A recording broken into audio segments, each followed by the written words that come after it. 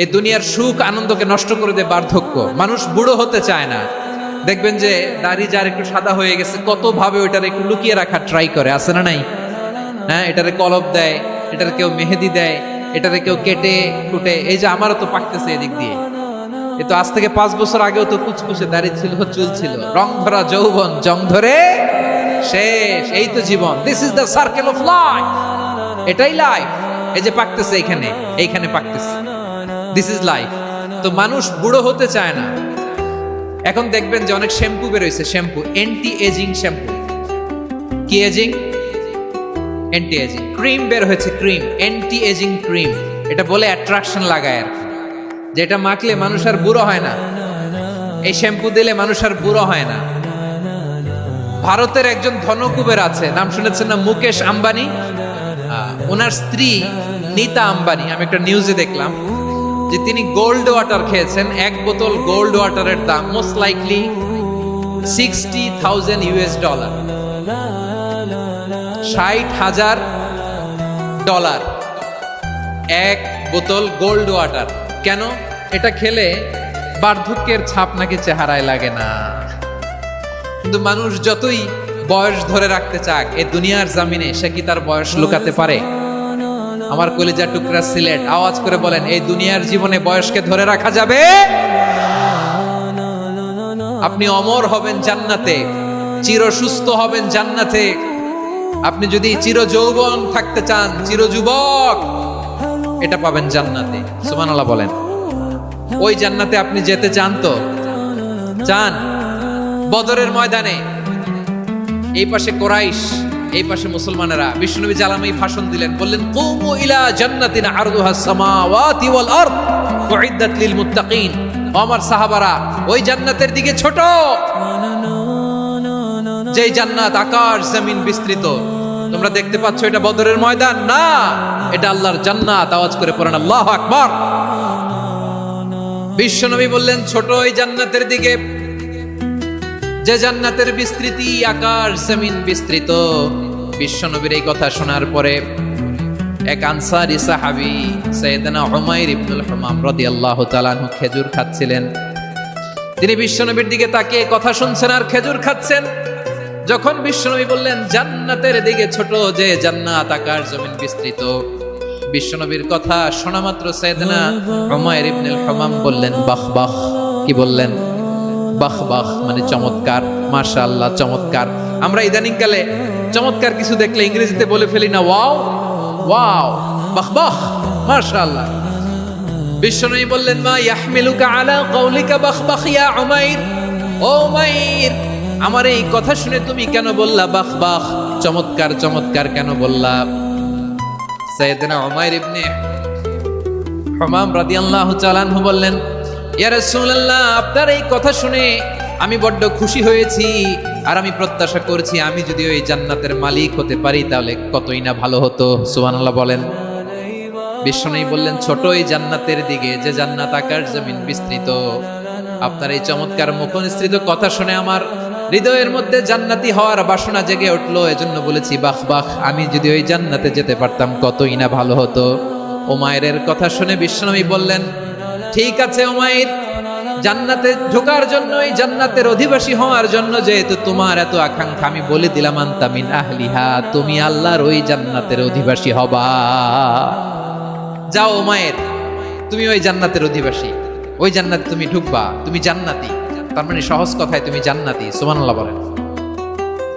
যখনই বিশ্বনবী বললেন জান্নাতি, সাইয়েদনা উমাইর রাদিয়াল্লাহু তাআলা আনহু খেজুর খাচ্ছিলেন আর মনে মনে ভাবে, বিশ্বনবী যখন ওয়ারেন্টি দিয়েছে, বিশ্বনবী যখন গ্যারান্টি দিয়েছে আমি জান্নাতে যাব, তাহলে হাতে তো এখনো 3টা খেজুর বাকি। এই 3টা খেজুর যদি খাই তাহলে জান্নাতে ঢুকতে দেরি হয়ে যাবে। সুবহানাল্লাহ পড়েন। হাতে কয়টা খেজুর? 3টা খেজুর।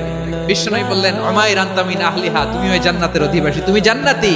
উমাইর চিন্তা করলেন, আমি জান্নাতি, নবীর মুখ দিয়ে যখন বেরোইছে ওই জান্নাতে তো আমার ঢুকতেই হবে, কিন্তু হাতে 3টা খেজুর খেয়ে যদি জিহাদের ময়দানে যায় তাহলে জান্নাতে যেতে তো দেরি হয়ে যাবে।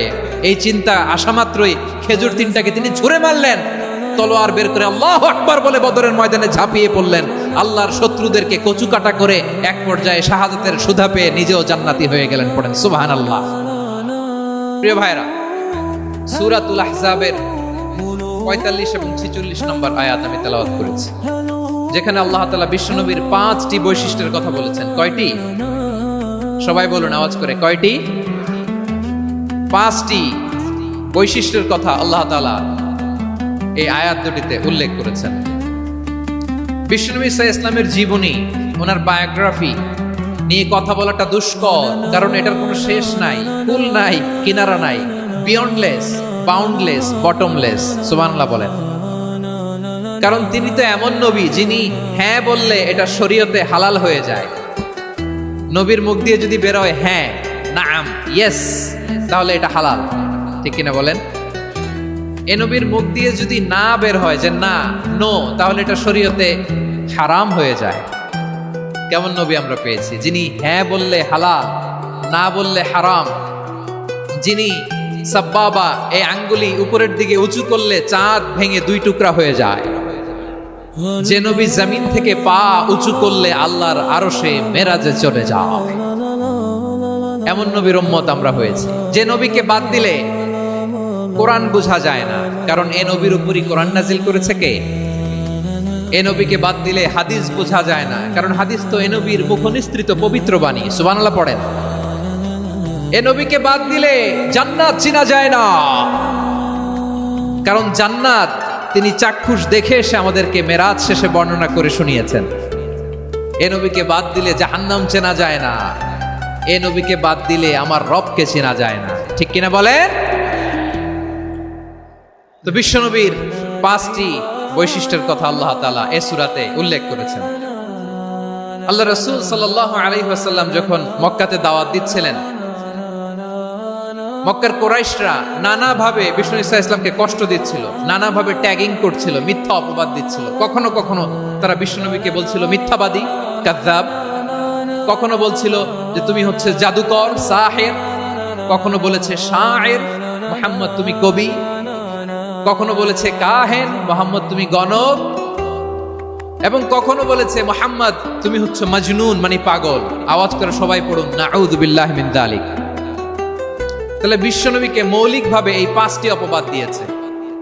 আমার কলেজা টুকরা সিলেটের ভাইরা, বিশ্বনবীর ব্যাপারে মিথ্যা অপবাদ মৌলিকভাবে দিয়েছে কয়টি? 5টি। বলেছে তুমি মিথ্যাবাদী, বলেছে তুমি গণক, তুমি কবি, তুমি পাগল, তুমি জাদুকর। বিশ্বনবীকে যে এই 5টি অপবাদ দেয়া হলো, আল্লাহ তাআলা এটা সহ্য করেননি। এই 5টি অপবাদের বিপরীতে আল্লাহ তাআলা বিশ্বনবীর 5টি চমৎকার বৈশিষ্ট্য উল্লেখ করে সূরাতুল আহজাবের 2টি আয়াত নাজিল করেছেন। আওয়াজ করে পড়েন আল্লাহু আকবার। 5টি চমৎকার বৈশিষ্ট্য সূরাতুল আহজাবের ভেতরে রব্বুল আলামিন উল্লেখ করে আমাদেরকে জানিয়ে দিচ্ছেন, ইয়া আইয়ুহান নাবিয়্যু ইন্না আরসালনাকা শাহিদান ওয়া মুবাশশিরান ওয়া নাযীরা ওয়া দাঈয়ান ইলাল্লাহি বিইذনিহি ওয়া সিরাজাম মুনীরা। পড়েন আল্লাহু আকবার। রব্বুল আলামিন ডেকে বলেন, ও নবী, নিশ্চয় আমি আপনাকে সাক্ষ্যদাতা রূপে প্রেরণ করেছি, সুসংবাদদাতা রূপে প্রেরণ করেছি, সতর্ককারী রূপে প্রেরণ করেছি, আল্লাহর দিকে আহ্বানকারী রূপে প্রেরণ করেছি, আর আলো দানকারী চেরাগ রূপে, প্রদীপ রূপে প্রেরণ করেছি। পড়েন সুবহানাল্লাহ। 5টা বৈশিষ্ট্য। 1 নম্বরে আল্লাহ তাআলা বলেন, হে নবী, নিশ্চয় আমি আপনাকে সাক্ষ্যদাতা হিসেবে প্রেরণ করেছি। সাক্ষ্যদাতা, বিষ্ণু ঈসা ইসলাম সাক্ষ্য দিবেন, এজন্য শাহিদ। শাহিদ মানে সাক্ষ্যদাতা। আওয়াজ করে বলুন, শাহিদ মানে কি? তিনি সাক্ষ্য দিবেন। মুবাশশির, 2 নম্বর বৈশিষ্ট্য হচ্ছে তিনি মুবাশশির। মুবাশশিরুম বিরাহমাতিল্লাহি ওয়া বিল জান্নাহ।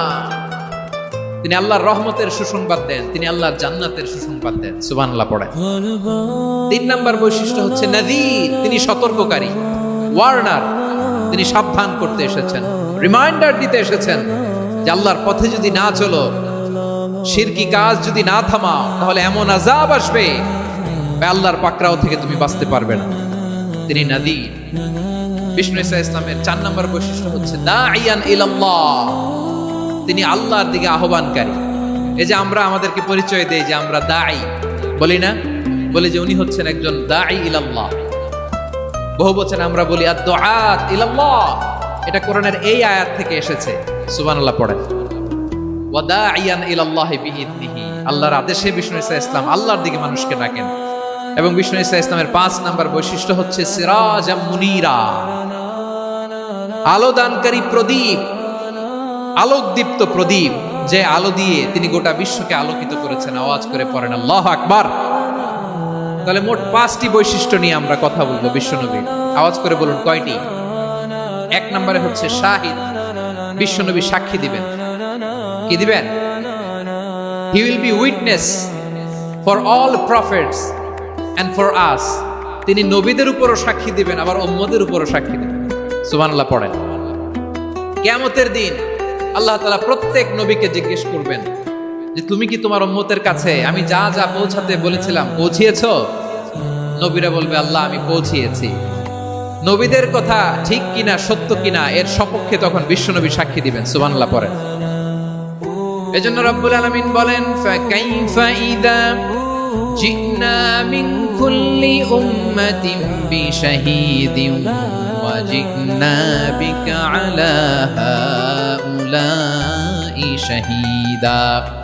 তখন কেমন হবে যখন প্রতিটি উম্মত থেকে আমি একজনকে সাক্ষ্য হিসেবে বের করে আনবো, আর তাদের উপরে নবী আমি আপনাকে সাক্ষ্য বানাবো। পড়েন সুবহানাল্লাহ। তাহলে সব উম্মতের ব্যাপারে সেই উম্মতের নবীরা সাক্ষ্য দিবে, আর ওই নবীদের উপরে আমাদের নবী বিশ্বনবী সাক্ষ্য দিবেন। সুবহানাল্লাহ পড়েন। এজন্য বিশ্বনবী হচ্ছেন শাহিদ।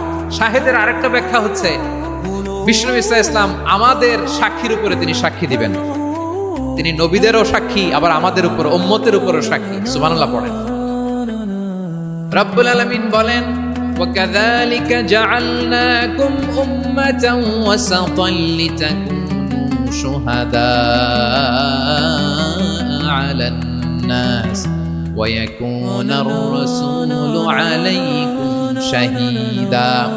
আর অনুরূপভাবে আমি তোমাদেরকে মধ্যমপন্থী উম্মত হিসেবে তৈরি করেছি, প্রেরণ করেছি। ব্যালেন্সড উম্মাহ, মধ্যমপন্থী উম্মাহ হিসেবে প্রেরণ করেছি, যাতে করে তোমরা সবার উপরে সাক্ষ্য দিতে পারো, আর যাতে তোমাদের নবী হতে পারে তোমাদের উপরে সাক্ষ্যদাতা। পড়েন সুবহানাল্লাহ। আমরা হচ্ছি ব্যালেন্সড উম্মাহ, আমরা সবার ব্যাপারে সাক্ষ্য দিব, আর আমাদের উপর সাক্ষ্য দিবে স্বয়ং বিশ্বনবী। সুবহানাল্লাহ পড়েন। তাহলে আমাদের নবী নবীদের উপরও সাক্ষী, আমাদের উপরও সাক্ষী। সেই বুখারীতে এসেছে আল্লাহ তাআলা কিয়ামতের দিন সাইয়েদনা নূহ আলাইহিস সালামকে বলবেন, নূহ তুমি কি দাওয়াত পৌঁছিয়েছো তোমার উম্মতের কাছে? নূহ আলাইহিস সালাম বলবেন হ্যাঁ আমি পৌঁছিয়েছি। এবার নূহের উম্মতকে আল্লাহ জিজ্ঞেস করবেন, এ নূহের উম্মতেরা তোমাদের নবী নূহ কি দাওয়াত পৌঁছিয়েছে? নূহের উম্মত বলবে না আল্লাহ, আমাদের কাছে কোনো সতর্ককারী আসে নাই, কোনো নবী টবি আসে নাই, কোনো দাওয়াতও আমরা পাই নাই, আপনারাও চিনি নাই, জান্নাতও চিনি নাই, জাহান্নামও চিনি নাই। নূহ আলাইহিস সালাম বিপদে পড়ে যাবেন। তখন আল্লাহ বলবেন নূহ তুমি বললা পৌঁছিয়েছো, তোমার উম্মত বলে কিছু পায় নাই। নূহ তোমার কি কোনো সাক্ষী আছে? তোমার কথা আর তোমার উম্মতের কথা তো মিলে না। তুমি বললা তুমি আমার নির্দেশনা দাওয়াত পৌঁছে দিয়েছো, কিন্তু তোমার উম্মত বলে পায় নাই। নূহ তোমার পক্ষে কোনো সাক্ষী আছে? নূহ আলাইহিস সালাম বলবেন আছে। কে? উম্মতে মুহাম্মাদি। তখন আমরা বলবো আল্লাহ, আল্লাহর নবী নূহ আলাইহিস সালাম তিনি আপনি যা যা বলেছেন ঠিক তা তা তার উম্মতের কাছে পৌঁছে দিয়েছে। এবার নূহের উম্মতের সাথে আমাদের ঝগড়া লাগবে। তারা বলবে তোমরা আসছো আমাদের হাজার হাজার বছর পরে, তোমরা কি করে জানলা? তোমাদের সাক্ষী ধর্তব্য হবে না। আমরা তখন বলবো আমাদের কোরআনে তোমাদের নবীর নামে আল্লাহ তাআলা একটা সূরা নাজিল করেছেন, সূরাতে নূহ। আওয়াজ করে পড়েন আল্লাহু আকবার। আমরা বলবো আমাদের কোরআনে তোমাদের নবীর কথা আল্লাহ আমাদেরকে জানিয়েছেন, দিন রাত এক করে তোমাদের কাছে তিনি দাওয়াত পৌঁছেছেন। তোমরা কানের মধ্যে হাত দিয়ে রাখতা, চেহারাটা কাপড় দিয়ে ঢেকে রাখতা, আল্লাহর নবী নূহকে পিটিয়ে ছালা দিয়ে পেঁচিয়ে তোমরা পাহাড়ে তুলে রেখে আসতা। সব আমরা জানি।